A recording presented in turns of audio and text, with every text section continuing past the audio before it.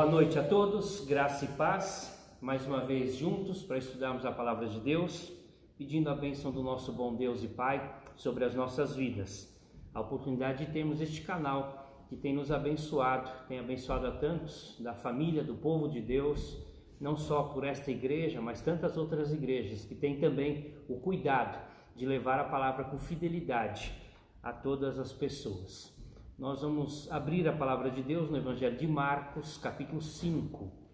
Temos estudado este ano o Evangelho Transformador e abordando agora, às quartas-feiras, o Evangelho Transformador conforme a visão do evangelista Marcos. Marcos, capítulo 5, versos 1 a 20. Nós vamos ler o texto e depois orarmos ao nosso Deus. Entremente chegaram a outra margem do mar, à terra dos Gerazenos. Ao desembarcar, veio logo dos sepulcros ao seu encontro um homem possesso de espírito imundo, o qual vivia nos sepulcros, e nem mesmo com cadeias alguém podia prendê-lo. porque tendo sido muitas vezes preso com grilhões e cadeias, as cadeias foram quebradas por ele e os grilhões despedaçados, e ninguém podia subjugá-lo. Andava sempre de noite e de dia, clamando por entre os sepulcros e pelos montes, ferindo-se com pedras. Quando de longe viu Jesus, correu e o adorou, exclamando com alta voz: Que tenho eu contigo, Jesus, Filho do Deus Altíssimo? Conjuro-te por Deus que não me atormentes. Porque Jesus lhe dissera: Espírito imundo, sai deste homem. E perguntou-lhe: Qual é o teu nome? Respondeu ele: Legião é o meu nome, porque somos muitos. E rogou-lhe encarecidamente que os não mandasse para fora do país. Ora, pastava ali pelo monte uma grande manada de porcos, e os espíritos imundos rogaram a Jesus, dizendo: Manda-nos para os porcos, para que entremos neles. Jesus o permitiu. Então, saindo os espíritos imundos, entraram nos porcos, e a manada, que era cerca de 2.000, precipitou-se despenhadeiro abaixo, para dentro do mar, onde se afogaram. Os porqueiros fugiram e anunciaram na cidade e pelos campos. Então saiu o povo para ver o que sucedera. Indo ter com Jesus, viram o endemoniado, o que tivera a legião, assentado, vestido em perfeito juízo, e temeram. Os que haviam presenciado os fatos contaram-lhes o que acontecera ao endemoniado e acerca dos porcos, e entraram a rogar-lhe que se retirasse da terra deles. Ao entrar Jesus no barco, suplicava-lhe o que fora endemoniado que o deixasse estar com ele. Jesus, porém, não lhe o permitiu, mas ordenou-lhe: Vai para a tua casa, para os teus, anuncia-lhes tudo o que o Senhor te fez e como teve compaixão de ti. Então ele foi e começou a proclamar em Decápolis tudo que Jesus lhe fizera, e todos se admiravam. Vamos orar? Deus de amor, de misericórdia, clamamos ao Senhor bondoso, poderoso, misericordioso, que tenha compaixão de nós também. Atenda, Deus, a nossa oração, falando conosco neste momento. Somos falhos, somos pequenos, mas sabemos que o Senhor, na majestade e soberania que só o Senhor tem, que só é devido ao Senhor, com certeza tem o poder de ministrar a todos nós e ensinar algo tão profundo sobre a autoridade e o poder do Senhor. Muito obrigado, Deus, por esses momentos e por esta palavra lida. É a nossa oração em nome de Jesus. Amém. Entramos numa sessão no Evangelho de Marcos que fala sobre a autoridade de Jesus. Já falamos sobre a autoridade de Jesus, sobre os poderes naturais. Ele havia acabado de acalmar o mar e a tempestade. Agora falando sobre os poderes sobrenaturais, a autoridade de Jesus sobre os poderes sobrenaturais. Ainda vamos falar sobre o poder de Jesus, a autoridade de Jesus sobre as doenças e, por fim, a autoridade de Jesus sobre a morte. Então, uma sessão aqui sobre a autoridade de Jesus. Na verdade, de maneira bem direta, hoje no texto vamos falar sobre a autoridade de Jesus, sobre esses poderes sobrenaturais, no caso específico, a possessão demoníaca.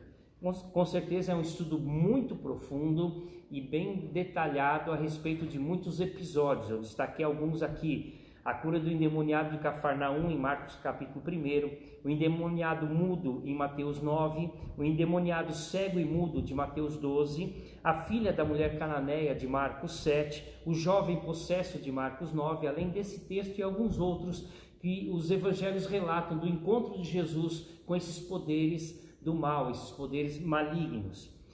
Pensando um pouquinho na expulsão demoníaca e na história do povo judeu, entre os romanos, os judeus, os pagãos daquela época, havia todo um cerimonial, um ritual a respeito da expulsão demoníaca. Eles criam nisso sem dúvida nenhuma, o judeu em particular cria nisso sem dúvida nenhuma. Numa discussão de Jesus com os fariseus, com os escribas, ele até coloca essa questão: os vossos pais expulsaram os demônios em nome de Deus, e vocês dizem que eu expulso em nome de Beelzebul. Quer dizer, era uma prática comum dos judeus a expulsão demoníaca. Só que para os judeus, principalmente para os romanos e pagãos, a expulsão demoníaca era bem ritualista. Usava-se benzeduras, encantamentos, artes mágicas, vestimentas cerimoniais frases e orações ritualísticas, objetos religiosos e até lugares sagrados para a expulsão de demônios. Então era algo muito formalista, era algo muito ritualista. Então nós vemos que Jesus, desvencilhando-se de todas estas formas de rituais, de cerimoniais, preocupado primeiro com a pessoa que estava sendo possessa e depois com as pessoas presentes a respeito do poder e da autoridade de Jesus, ele abria mão de todas essas coisas e pelo amor, misericórdia e atendimento espiritual da vida das pessoas, ele cuidava, tratava e até curava aqueles que estavam doentes por causa desses problemas espirituais. Na verdade, isso fazia parte do ministério de Jesus, da vida de Jesus. Isaías 61, verso 1 diz: o Espírito do Senhor Deus está sobre mim, porque o Senhor me ungiu para pregar boas novas aos quebrantados. Enviou-me para curar os quebrantados de coração e proclamar libertação aos cativos e a pôr em liberdade os algemados. Então, dentre o ministério de Jesus, as ações do ministério de Jesus, entre elas estava colocar em liberdade os oprimidos, os cativos, os algemados pela prisão espiritual de Satanás.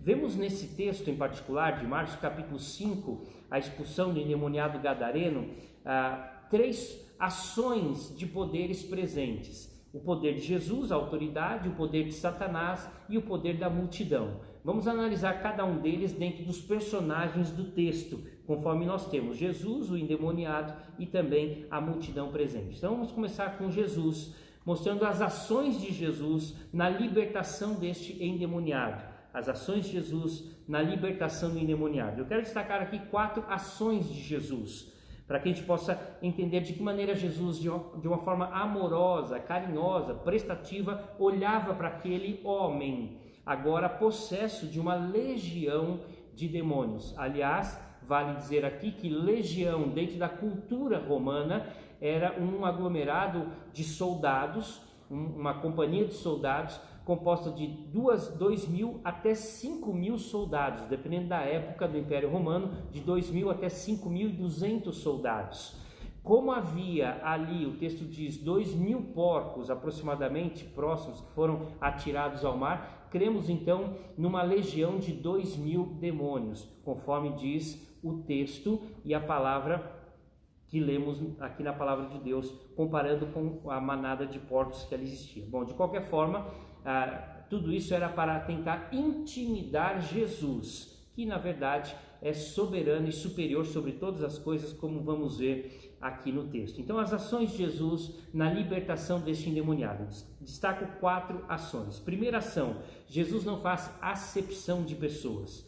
Nota como o texto começa: entremente chegar à outra margem do mar, a terra dos Gerazenos, ao desembarcar, veio dos sepulcros ao seu encontro um homem possesso de espírito imundo. Veio ao seu encontro um homem possesso de espírito imundo. Ora, relembre comigo um pouquinho a história, o contexto para a gente. Ele havia passado o dia anterior todinho ensinando e contando as parábolas do reino. Ele havia ensinado as multidões e em particular os seus discípulos.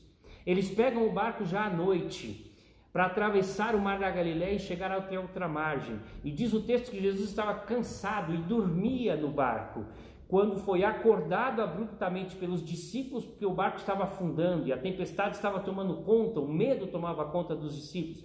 E Jesus acalma a tempestade e diz o texto no verso 1, chegando à outra margem do mar, veio ao seu encontro um endemoniado, ou seja, não houve tempo de descanso. Ele foi acordado enquanto dormia. Ele podia muito bem dizer àquele homem o seguinte, aquele endemoniado: olha, eu agora estou cansado, eu vim aqui para o outro lado da margem para descansar. Mas não, nunca alguém que procurou a Jesus saiu sem resposta, ou saiu sem ser atendido, ou saiu sem o cuidado. Então Jesus não faz acepção de pessoas, doentes, pecadores, até as mulheres que eram desprezadas pela cultura e para a sociedade da época. Jesus atendia a todos indistintamente.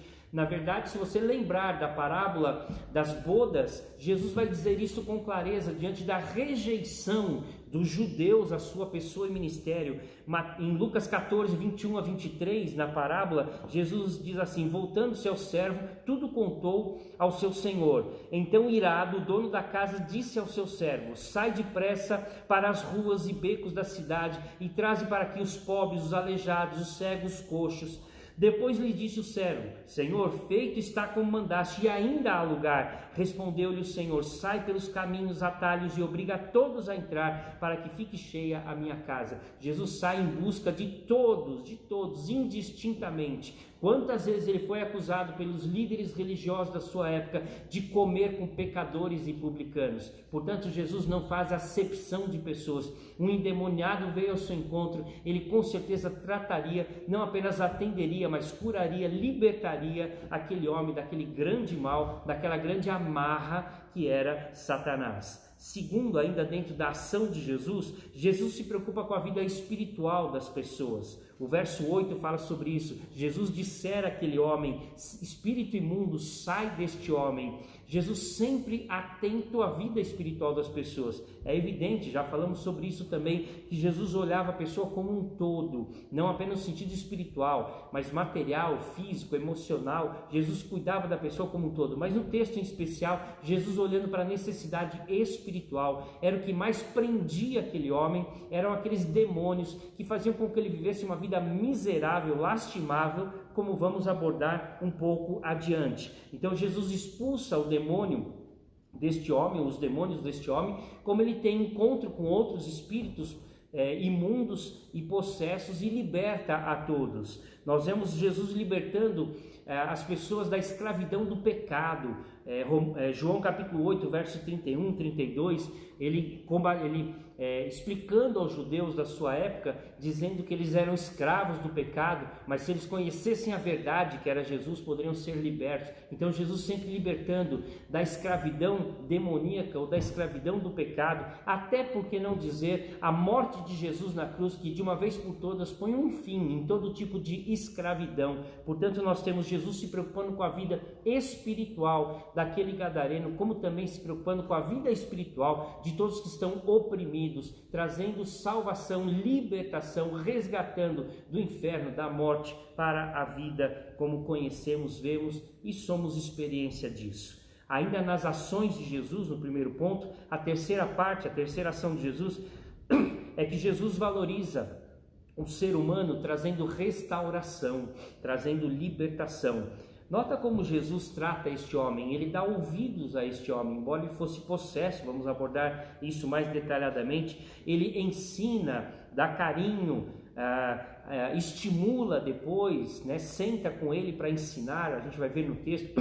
Então nós vemos como Jesus trata aquele homem, ele não apenas o recebe, cuida no sentido de libertar e curar, como também traz novamente a restauração, a libertação, valorizando aquele homem através da restauração. E por fim, a ação de Jesus incentivando a evangelização, o testemunho. Quando lá no final, versos 18 a 20, Jesus diz àquele homem para que ele pudesse voltar para sua casa e pregar o evangelho à sua família e às outras pessoas daquela cidade. E diz a palavra que ele sai por Decápolis, ou seja, um conjunto de 10 cidades ali da região, pregando a palavra de Deus e o que Jesus havia feito na vida daquele homem. Então nós vamos vendo a ação de Jesus, ou as ações de Jesus na vida daquele homem, trazendo toda a transformação, trazendo toda a libertação. Jesus continua trabalhando assim nas nossas vidas, cuidando de nós, perdoando os nossos pecados, libertando as nossas amarras, não permitindo que o pecado nos escravize, trazendo muitas vezes a cura espiritual, na libertação espiritual de muitos que ainda sofrem com relação a isso, com amor, carinho e misericórdia, renovando e restaurando a cada um. Jesus liberta aquele endemoniado. O primeiro destaque, o primeiro poder que nós temos aqui é o poder de Jesus. Segundo, vamos falar sobre a transformação do endemoniado, envolvendo não diretamente aquele endemoniado, mas principalmente as forças espirituais do mal ou os poderes demoníacos que tomavam conta daquele homem. Veja um detalhe interessante, alguns detalhes interessantes. Vamos destacar aqui, olhando para o texto bíblico. Você está com a palavra de Deus aberta aí na sua casa. Acompanha comigo alguns versículos.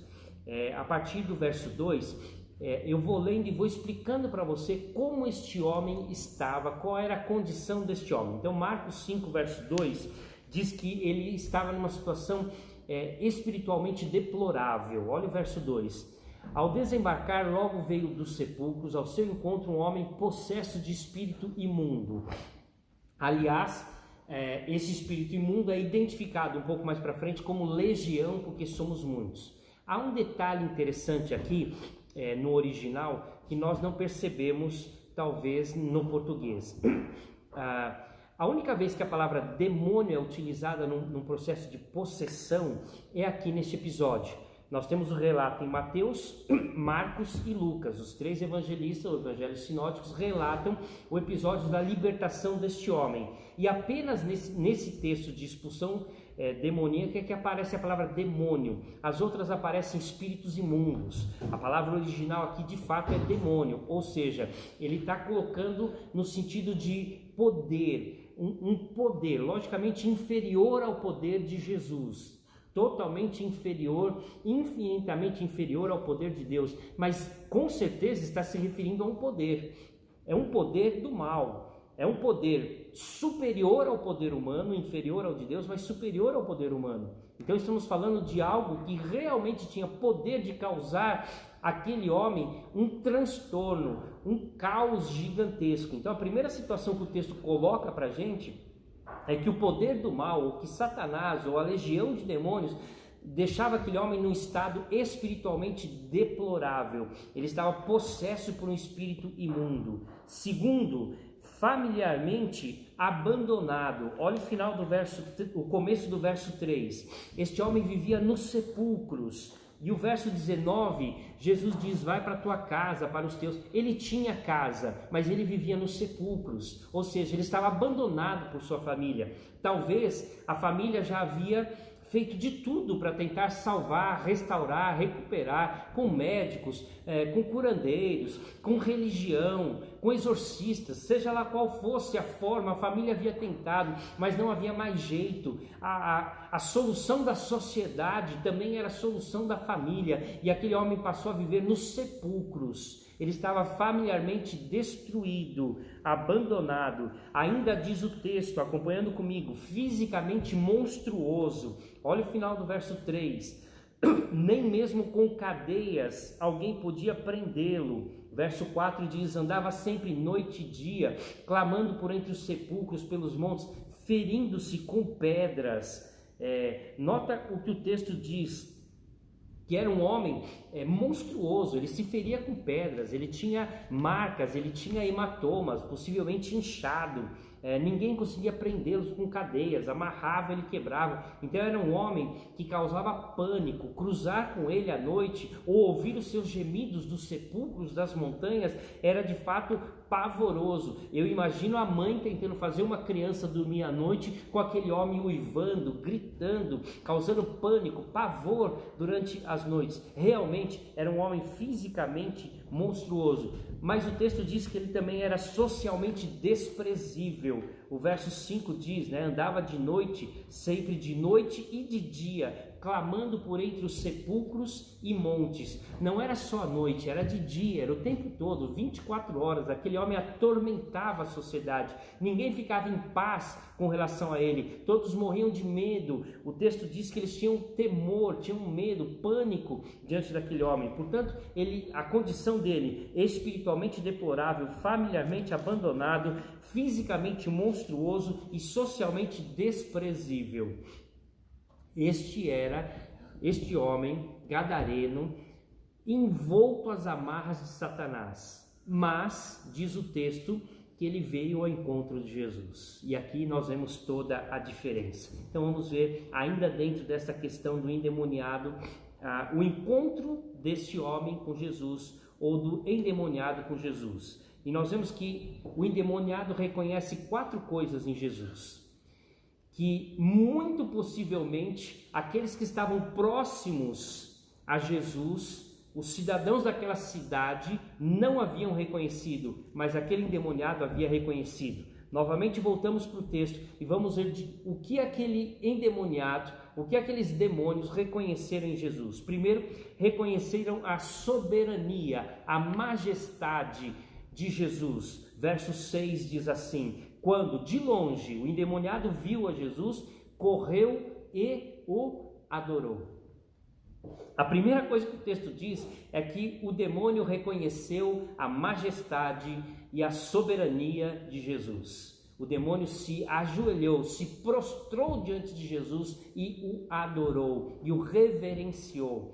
Muitos colocam que este homem tinha uma mistura de consciência humana e, ao mesmo tempo, não consciência por causa da sua possessão. Mas não há dúvida nenhuma de que ele estava sob o poder de Satanás. E aqui, quem se ajoelha fisicamente era aquele homem, mas quem reconhece a soberania, a majestade de Jesus Cristo, Filho de Deus, é com certeza Satanás. Ele sabe disso, porque ele esteve lá no princípio, na criação, quando Deus criou todas as coisas, criou também Lúcifer, e ao criar Lúcifer e ele se rebelar, ele pôde saber da majestade e da autoridade do nosso Deus Todo-Poderoso. Então agora, diante do Filho de Deus, ele se ajoelha e reconhece Jesus como o ser soberano e superior.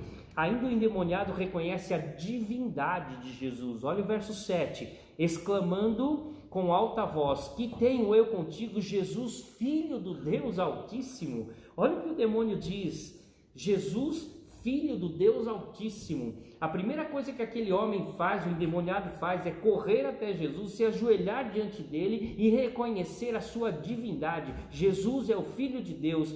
Jesus andou por muitos lugares, encontrou muita gente, passou por muitas sinagogas, esteve com muitos líderes religiosos e muitos não reconheceram Jesus como Filho de Deus, mas Satanás sabia quem era Jesus. E ele se prostra diante de Jesus e reconhece Jesus como Filho do Deus Altíssimo. Mas Satanás ainda reconhece não apenas a soberania de Jesus, a divindade de Jesus, mas reconhece a autoridade de Jesus. Olha como termina o verso 7. Conjuro-te por Deus que não me atormentes. Ora, aquele homem é que causava tormenta por onde ele passava. Aquele homem é que atormentava a vila, a cidade, as pessoas. E agora aquele que vivia atormentando se dirige para Jesus e diz: não me atormente. Ou seja, eu sei que o Senhor tem poder e autoridade sobre todas as coisas, inclusive sobre mim. Por isso estou pedindo que o Senhor não me atormente. Olha o reconhecimento de Satanás, dos demônios que tomavam posse daquele homem. Eles sabiam que Jesus tinha poder, tinha autoridade sobre todas as coisas. E o último reconhecimento de Satanás, do endemoniado, era o reconhecimento do poder libertador de Jesus. E aí dos versos 10 a 13 nós lemos: e rogou-lhe encarecidamente que os não mandasse para fora do país. Pastava ali pelo monte uma grande manada de porcos, e os espíritos imundos rogaram a Jesus, dizendo: manda-nos para os porcos, para que entremos neles, e Jesus o permitiu. Ou seja, somente pelo poder e autoridade de Jesus, pela permissão de Jesus. Portanto, Satanás reconhece este poder e pede para que Jesus mandasse aqueles demônios para aquela manada de porcos. Não quero entrar aqui na questão do pedido de Satanás e da concessão de Jesus. Eu quero dizer apenas uma coisa com relação a isso, fazendo um parêntese com relação ao que estamos abordando. Este é o único texto bíblico em que há eu não posso chamar de diálogo, não é um diálogo, há um pedido e um consentimento, apenas isso, uma palavra de autoridade de Jesus, né? Não há nada mais do que isso. Nós temos, mas é a única vez em que Jesus troca uma palavra com Satanás. Nas outras vezes todas que Jesus encontra com Satanás, sempre a palavra é a mesma: eu te mando, sai deste homem, espírito imundo, sai deste homem. É sempre apenas uma palavra de ordem. Aqui nós temos apenas uma palavra. O que nós temos visto hoje, infelizmente, é pessoas dialogando, conversando com Satanás, como se estivesse numa mesa de estar, até muitos deles zombando de Satanás. Eu não vejo Jesus em nenhum momento, nem aqui em nenhum outro texto, zombando de Satanás, embora tenha mais poder e autoridade, embora o próprio Satanás reconheça isso, mas nós não vemos Jesus zombando, ou conversando, ou dialogando, apenas vemos um pedido e um consentimento. Então isso fique bem claro para nós, não há nenhuma fórmula aqui para se expulsar o demônio ou Satanás. A única fórmula para se expulsar demônio é em nome de Jesus, pela autoridade e pelo poder de Jesus Cristo. E Satanás reconheceu isso. Então o encontro do endemoniado com Jesus é o reconhecimento da soberania de Jesus, é o reconhecimento da divindade de Jesus, o reconhecimento da autoridade de Jesus e o reconhecimento do poder soberano e libertador de Jesus. E aí sim nós temos a terceira ação na vida do endemoniado, que é a libertação, que é a transformação deste homem de uma forma completa e total. Na verdade, Jesus já havia dito isso anteriormente, quando ele abre na igreja e abre Isaías, entra na igreja e abre Isaías 61 no começo do seu ministério e diz: o Espírito do Senhor Deus está sobre mim e me ungiu para libertar os cativos, é o que ele estava fazendo.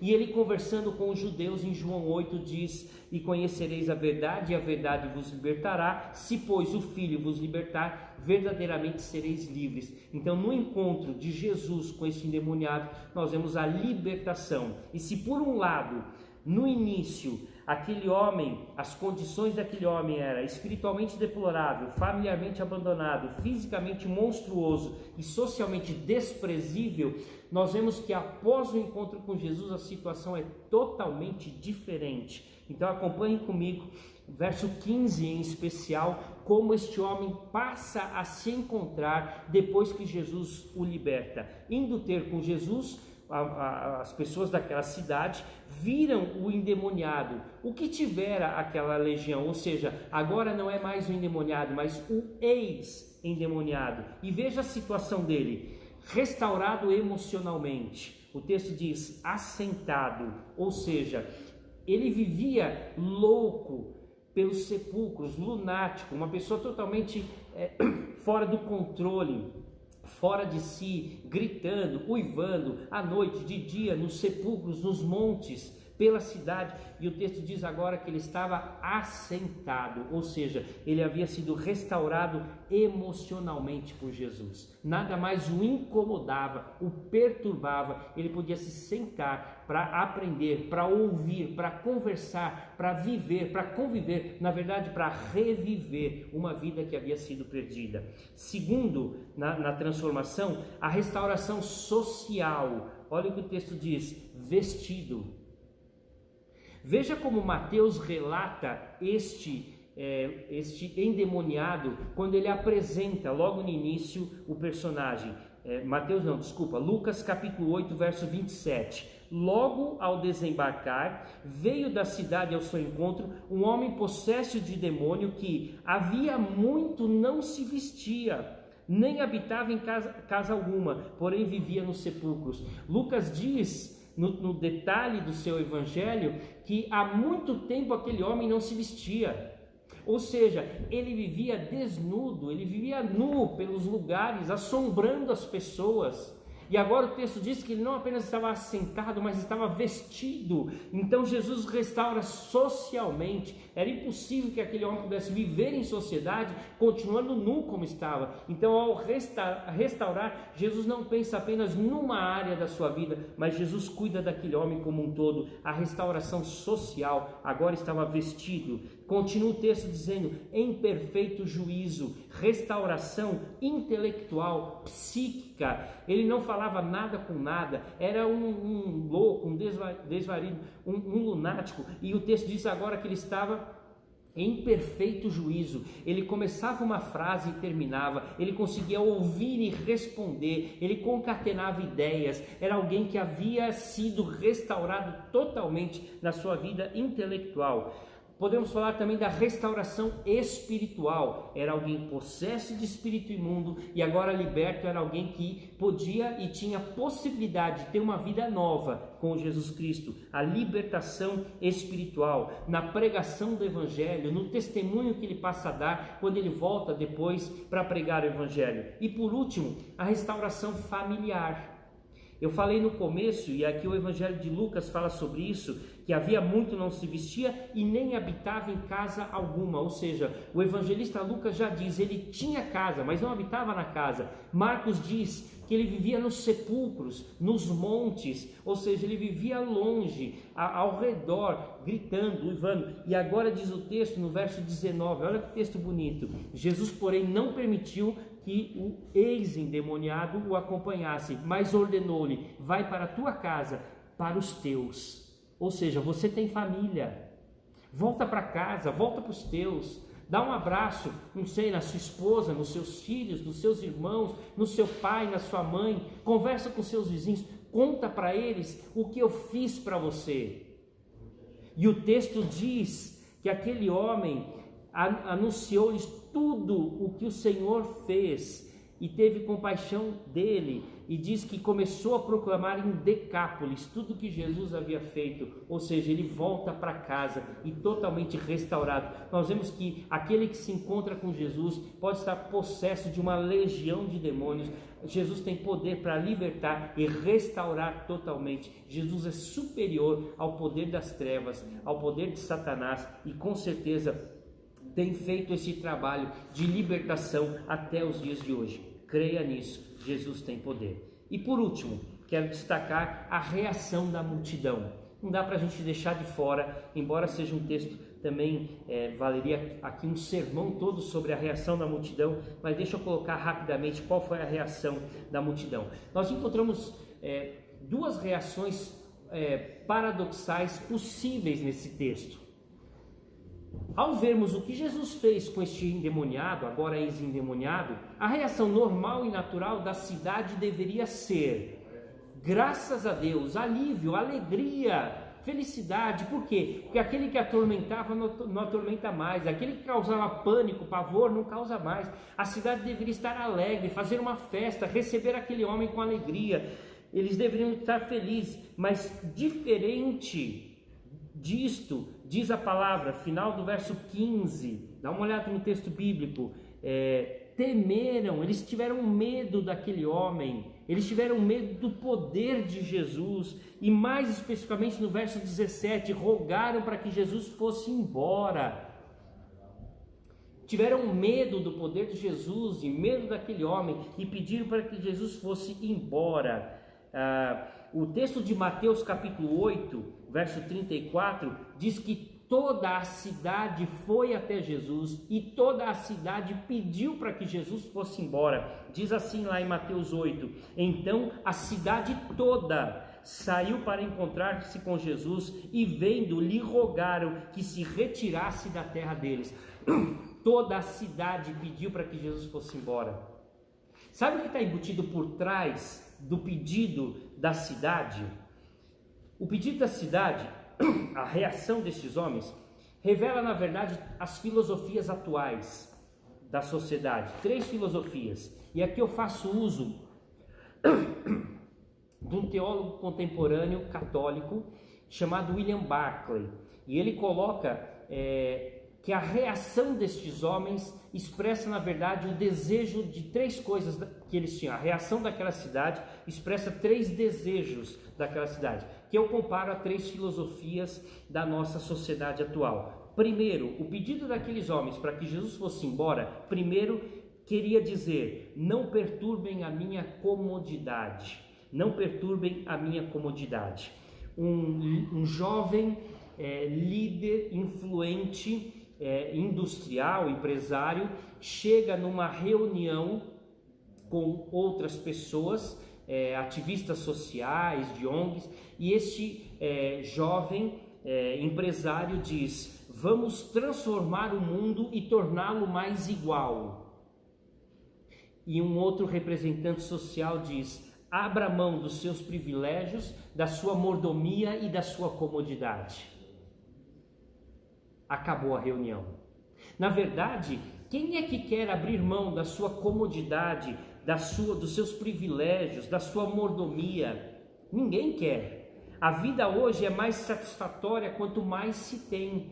E era este o pensamento daqueles homens. Eles estavam preocupados exatamente com aquilo que eles tinham, e eles estavam imaginando que a presença de Jesus poderia causar mais danos e mais prejuízos. Aqueles homens perderam a sua fonte de lucro, o meio da sua comodidade. Não se preocuparam com a restauração, não se alegraram com a transformação daquele homem, mas ficaram tristes porque eles perderam a sua comodidade, o seu conforto. O ser humano é assim, infelizmente, mais preocupado com as coisas do que com os outros, mais preocupado com a criatura do que com o Criador. As coisas secundárias têm tomado o coração de muita gente, e isso tem sido o Deus de muitos. Nós esquecemos que somos seguidores de um líder, Jesus, que abandonou a sua glória e se tornou humilde e obediente até a morte e morte de cruz. Jesus abriu mão da sua comodidade e morreu na cruz por nós. É muito humano, diz William Barclay, que não queiramos ver transtornada a nossa comodidade, mas é divino estar disposto a sacrificar o que temos para que outros possam ter um pouco mais. Portanto, aqueles homens estavam dizendo: nós não queremos abrir mão da nossa comodidade. Então, Senhor, por favor, vá embora. Está tão tranquila a vida como está até agora. O Senhor transtornou, o Senhor abalou a nossa comodidade. E agora nós queremos que o Senhor vá embora antes que outro caos sobrevenha a nós. Não mexa, não perturbe a minha comodidade. É a primeira filosofia daquela cidade. Segunda filosofia: não perturbe minhas posses. Você lembra do jovem rico? Ele chega até Jesus, conhecedor da lei, cumpridor da lei, diz para Jesus que era um fiel cumpridor e zeloso obediente, e Jesus concorda com ele, mas diz, diante da pergunta: o que eu tenho que fazer para ganhar a vida eterna? Jesus diz: vai, vende tudo que você tem, dá aos pobres, depois vem e segue-me.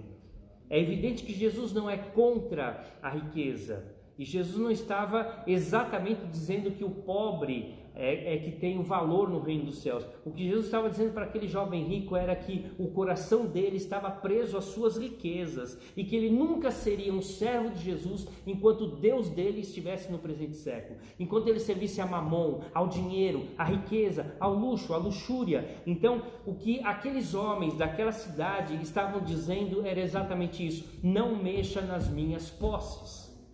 Nós estamos confortáveis com o que nós temos. Nós temos vida tranquila por causa das nossas posses, e nós queremos que continue assim.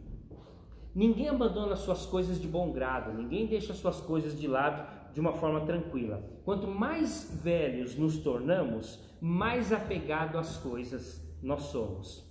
Há um ditado cigano que diz que os jovens buscam prazeres, mas os mais velhos buscam riqueza.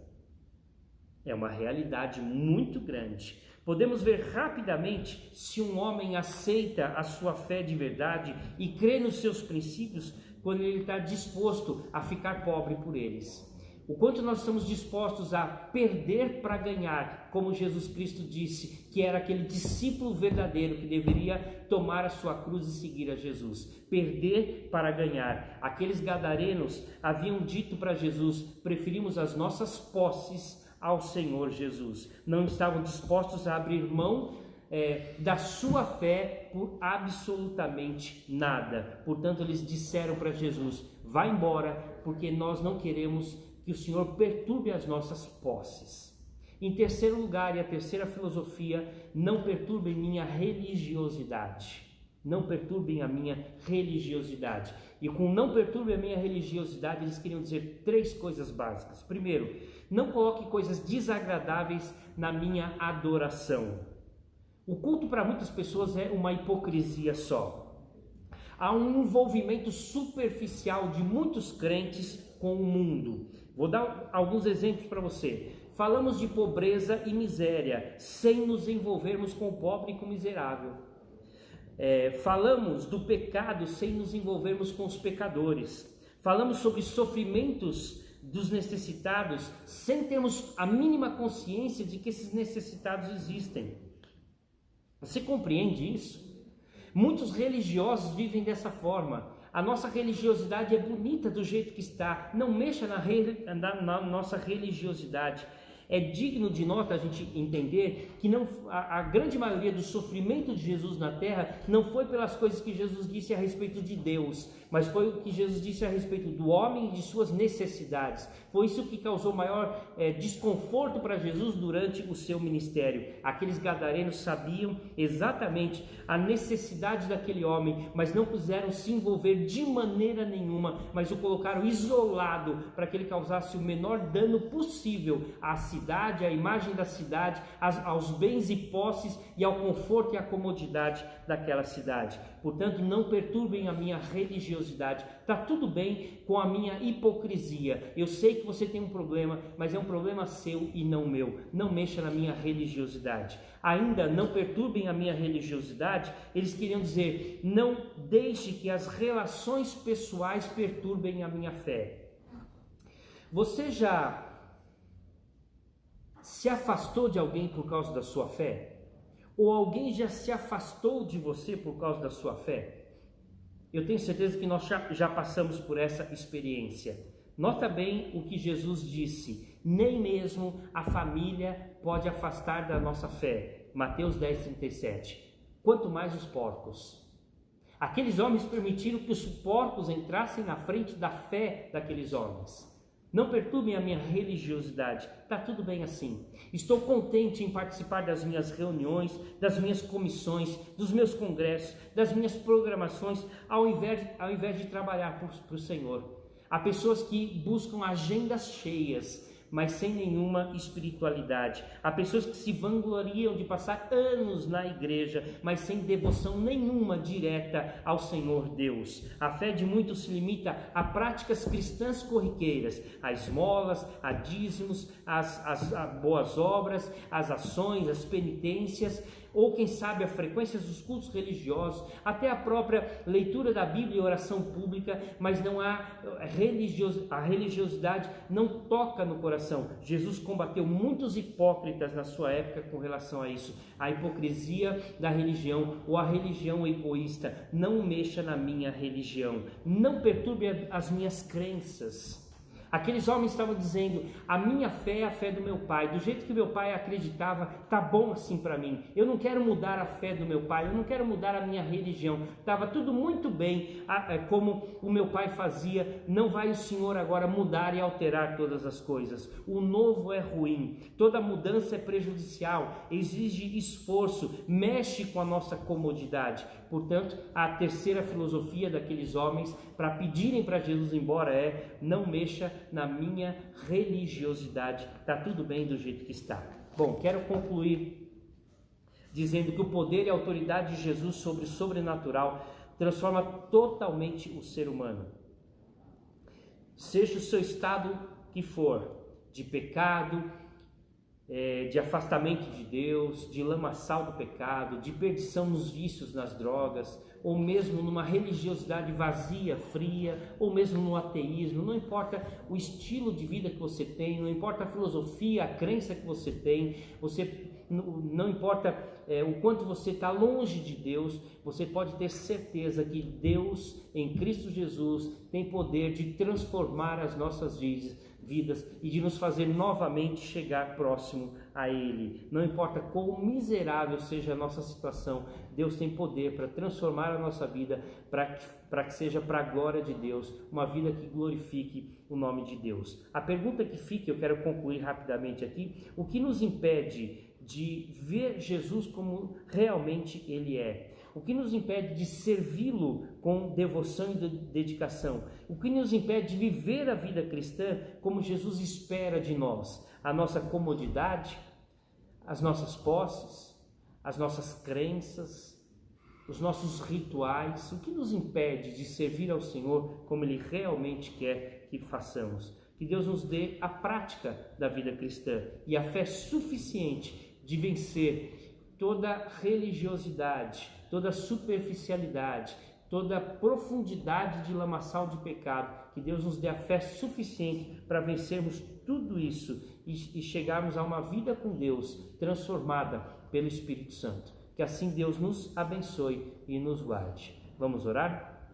Pai, em nome de Jesus, queremos agradecer a oportunidade, o privilégio de servir ao Senhor Deus Todo-Poderoso e pedir que o Senhor nos dê a graça de servi-lo com alegria e de não deixar que nada, absolutamente nada, nos impeça de ver o Senhor como o Senhor é e de amar o Senhor como o Senhor merece ser amado e de seguir e servi-lo como realmente o Senhor quer de todos nós. Pai, aqueles que estão afundados no lamaçal do pecado, aqueles que estão afastados do Senhor, aqueles que estão entregues no vício, aqueles que vivem à margem da sociedade, que vivem afastados, longe da sua família, quem sabe muitos na rua, na prostituição, na droga, na homossexualidade, na vida do vício, na Cracolândia, quem sabe, ó Deus, muitos que vivem perdidos como este endemoniado, entregues à ação de Satanás. Ó Deus, tenha misericórdia, o Senhor tem poder de renovar, de restaurar, de transformar, de fazer com que essa pessoa seja restaurada totalmente,